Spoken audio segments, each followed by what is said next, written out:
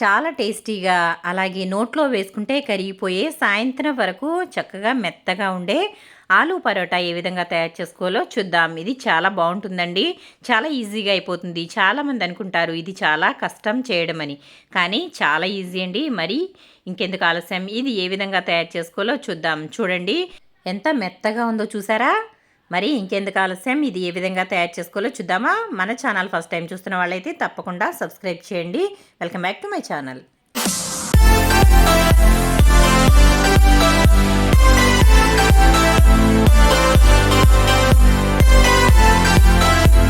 ముందుగా ఆలు పరోటా చేసుకోవడానికి గోధుమ పిండి అయితే తీసుకుంటున్నానండి. గోధుమ పిండిని నేను చెయ్యి పెట్టే పని లేకుండా మిక్సీ జార్లో అయితే కలుపుతాను. ఈ కప్పుతో 2 కప్పుల గోధుమ పిండి అయితే తీసుకున్నాను. చూడండి, చాలామంది మైదా వాడుతూ ఉంటారు, కాదండి గోధుమ పిండి మాత్రమే వేసుకోవాలి.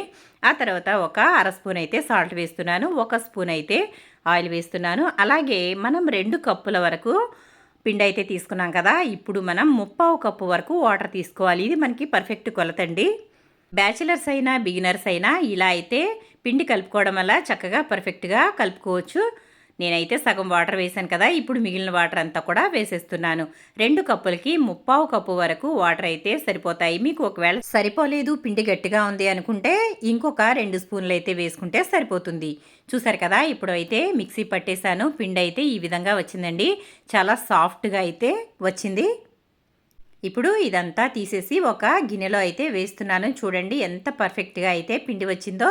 ఈ విధంగా 2 కప్పుల పిండికి 3/4 కప్పు వరకు వాటర్ వేసుకుంటే చక్కగా సరిపోతాయి. చూసారు కదా, చెయ్యి పెట్టే పని లేకుండా పిండి అయితే కలిపేసుకున్నాము. అలాగే ఇంకొంచెం పిండి కూడా వేస్తున్నాను. చూడండి, మనకి ఎంత అయితే సరిపోతుందో అంత అయితే ఈ విధంగా మిక్సీ జార్లో పట్టేసుకుంటే సరిపోతుంది.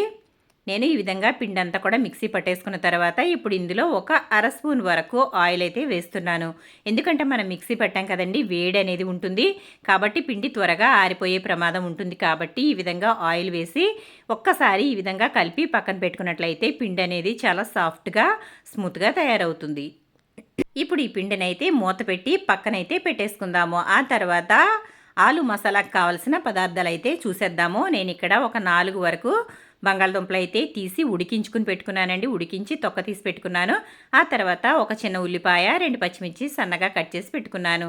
ఆ తర్వాత స్టవ్ అయితే వెలిగించుకుని బాండీ పెట్టేసుకుని కొంచెం ఆయిల్ అయితే వేశాను. ఆ తర్వాత ఇందులో ఉల్లిపాయ ముక్కలు, పచ్చిమిరపకాయ ముక్కలు వేసుకోవాలి. ఇందులో ఎటువంటి పోపు వేసుకోవాల్సిన అవసరం లేదండి, ఎందుకంటే మనం చపాతీ పిండిలో స్టఫ్ చేస్తాం కాబట్టి మనకి పోపు అనేది అవసరం లేదు. పోపు వేసినట్లయితే మనకి చపాతీ అనేది హోల్స్ పడిపోతుందండి, కాబట్టి వేసుకోవాల్సిన అవసరం లేదు. తర్వాత ఉల్లిపాయ, పచ్చిమిర్చి ఈ విధంగా అయితే హై ఫ్లేమ్లో పెట్టుకుని బాగా వేయించుకోవాలి. ఆ తర్వాత ఇది కొంచెం వేగిన తర్వాత ఇందులో అర స్పూన్ సాల్ట్, అర స్పూన్ కారం, అలాగే పావు స్పూన్ వరకు పసుపు, అలాగే పావు స్పూన్ జీలకర్ర పొడి, 1 స్పూన్ అయితే ధనియాల పొడి వేసుకోవాలి. ఇదంతా వేసుకుని బాగా కలుపుకున్న తర్వాత మనం ఉడికించి పెట్టుకున్న బంగాళదుంపలు ఇందులో వేసేసుకోవాలి. ఈ విధంగా వేసిన తర్వాత ఈ విధంగా మ్యాషర్తో మ్యాష్ చేసుకోవాలండి. ఒకవేళ మీ దగ్గర మ్యాషర్ లేకపోతే చేతితో కూడా దీనిని చిదుపుకోవచ్చు. ఇలా అయితే బాగా పొడి పొడిగా తయారు చేసుకోవాలి. చూసారు కదా, ఈ విధంగా బాగా మ్యాష్ చేసుకోవాలండి. ఎక్కడ దుంపలు అనేవి కనిపించకూడదు. ఇదంతా కూడా బాగా కలుపుకోవాలి. ఆ తర్వాత కొంచెం కొత్తిమీర అయితే వేసుకుందాము.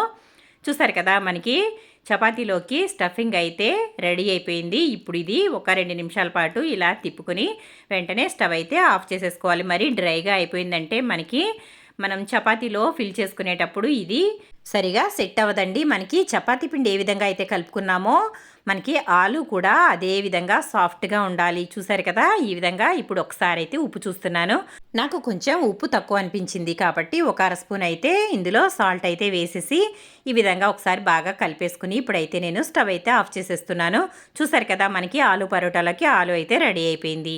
ఇప్పుడు ఇది పక్కన పెట్టేసుకుని మనం కలిపి పెట్టుకున్న చపాతీ పిండిని ఇప్పుడు చిన్న చిన్న బాల్స్ మాదిరిగా తయారు చేసుకుందాము. పిండిని మనం కలిపి పెట్టాం కదా, ఇప్పుడు ఇదంతా కూడా చక్కగా సాఫ్ట్గా అయితే తయారైంది. మళ్ళీ ఒకసారి ఈ విధంగా పిండిని బాగా కలుపుకోవాలండి. అప్పుడే మనకి పిండిలో ఎక్కడైనా చెమ్ము ఉంటే అంతా కూడా బాగా కలిసి పర్ఫెక్ట్గా తయారవుతుంది. చూసారు కదా, ఇలా అయితే బాగా కలుపుకున్న తర్వాత మనం చిన్న చిన్న ముద్దలుగా తయారు చేసుకోవాలి. మనకి ఆలు పరోటా అంటే కొంచెం పెద్ద ముద్దలే కావాలి కాబట్టి ఈ విధంగా సైజ్ అనేది కొంచెం పెద్దగా తీసుకోవాలండి. చూసారు కదా, ఇలా అయితే తీసుకోవాలి. చూడండి ఒకసారి పిండి అయితే ఎంత బాగా మెత్తగా అయిపోయిందండి. చాలా బాగా సాగడం కూడా లేదు. పిండి చక్కగా తయారైంది. ఈ విధంగా మిక్సీలో పిండి కలుపుకోవడం వల్ల చాలా సాఫ్ట్గా తయారవుతుందండి. ఇలా తయారు చేసి పెట్టుకున్న పిండితో అప్పటికప్పుడే మనం చపాతీలు అనేవి చేసుకోవచ్చు. మామూలుగా అయితే మనం చపాతీ చేసుకునేటప్పుడు పిండి కలిపి నానబెడతాం కదండి. అలా అవసరం లేకుండా అప్పటికప్పుడే పిండిని మనం చపాతీలుగా తయారు చేసుకోవచ్చు. చూడండి, ఇప్పుడు ముద్దలుగా తయారు చేసుకున్న చపాతీ ముద్దల్ని ఈ విధంగా అయితే ఇక్కడ నేను ప్లాట్ఫామ్ మీద అయితే చపాతీ చేస్తున్నాను. కొంచెం పొడిపిండి చల్లుకుని ఈ విధంగా అయితే చపాతీని కొంచెం వత్తుకోవాలి. ఇలా వత్తుకున్న తర్వాత మనం తయారు చేసి పెట్టుకున్న ఆలు మసాలాని ఈ విధంగా ఒక ముద్ద మాదిరిగా తయారు చేసి దీనిపైన అయితే ఇలా పెట్టుకోవాలి. ఆ తర్వాత ఇప్పుడు చూడండి, చపాతీని అయితే ఇలా మూసేయాలండి. మొత్తం ఎక్కడ కూడా ఆలు కనిపించకుండా ఇదంతా కూడా ఇలా కవర్ చేసేసి మధ్యలో అయితే మనం మిగిలిన కొంచెం ఎక్సెస్ పిండి ఉంటుంది కదా, ఈ పిండిని అయితే కొంచెం ఇక్కడ తీసేయాలి. లేదంటే ఇది మరి ఎక్కువగా పిండిలాగా అనిపిస్తుందండి. కాబట్టి మనం ఈ విధంగా అయితే తయారు చేసుకోవాలి. చూడండి, ఇలా అయితే కలిపేసుకున్న తర్వాత ఇప్పుడు మనం కొంచెం పిండి వేసుకుని చపాతీ మాదిరిగా వత్తుకోవాలి. ఇది కొంచెం బయటికి వచ్చినా కూడా ఏం పర్వాలేదండి. మనకి బొబ్బట్లు చేసుకున్నప్పుడు అయితే పూర్ణం బయటికి వస్తే అది బ్లాక్ కలర్లో అయిపోతుంది. కాబట్టి బెల్లం మాడితే బాగోదు. కాబట్టి అది మనం జాగ్రత్తగా చేసుకుంటాము. ఇదైతే అలా అవసరం లేదండి. కొంచెం బయటికి వచ్చినా కూడా ఆలు మిశ్రమం ఏం పర్వాలేదు. ఇలా అయితే పలుచగా తయారు చేసుకోవాలి. మరి మందంగా కూడా ఉండకూడదండి. ఇవి పలుచగా ఉన్నట్లయితే చాలా బాగుంటాయి. లోపల మాత్రం ఆలు అనేది కొంచెం ఎక్కువగానే పెట్టుకోవాలి. అప్పుడే మనకి ఆలు పరోటా అనేది చాలా టేస్టీగా ఉంటుంది. ఆ తర్వాత నేను పెనం అయితే పెట్టి వేడైన తర్వాత మనం తయారు చేసి పెట్టుకున్న పరోటా అయితే దీనిపైన వేసుకుని ఇది రెండు వైపులా కొంచెం కాల్చుకోవాలి. ఇలా కాల్చుకున్న తర్వాత దీనిని నెయ్యితో కానీ బటర్తో కానీ కాల్చుకోవాలి. అప్పుడైతే మనకి చాలా బాగుంటుంది. నా దగ్గర అయితే బటర్ లేదు కాబట్టి నేనైతే నెయ్యితో కాల్స్తున్నానండి. దేంతో కాల్చినా కూడా చాలా టేస్టీగా అయితే ఉంటుంది. బటర్ కన్నా నెయ్యి అయితే చాలా టేస్టీగా ఉంటుంది కాబట్టి నేనైతే నెయ్యి వేసి చేస్తున్నాను. ఈ విధంగా రెండు పక్కల కూడా మంచి కలర్ వచ్చే వరకు కాల్చుకోవాలి. పరోటా అయితే మొత్తం రెండు పక్కల కూడా చక్కగా కాలిపోయిందండి. ఈ విధంగా అయితే నేను పక్కకి తీసేస్తున్నాను. అలాగే ఇప్పుడు ఇంకొకటి కూడా ఇదే మాదిరిగా తయారు చేసి వేసుకుందాము.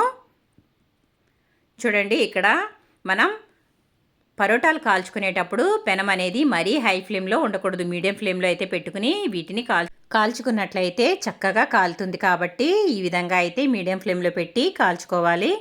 అలాగే మనం ఇది వేయించుకునేటప్పుడు ముందుగా ఆయిల్ కానీ నెయ్యి కానీ వేసేసుకోకూడదండి. ముందు చపాతీని వేసుకున్న తర్వాత మాత్రమే ఇది కొంచెం కాలిన తర్వాత అప్పుడు బటర్ కానీ నెయ్యి కానీ అప్లై చేసుకోవాలి. అప్పుడే మనకి చపాతీ అనేది పరోటా అనేది చాలా సాఫ్ట్గా అయితే అవుతుంది.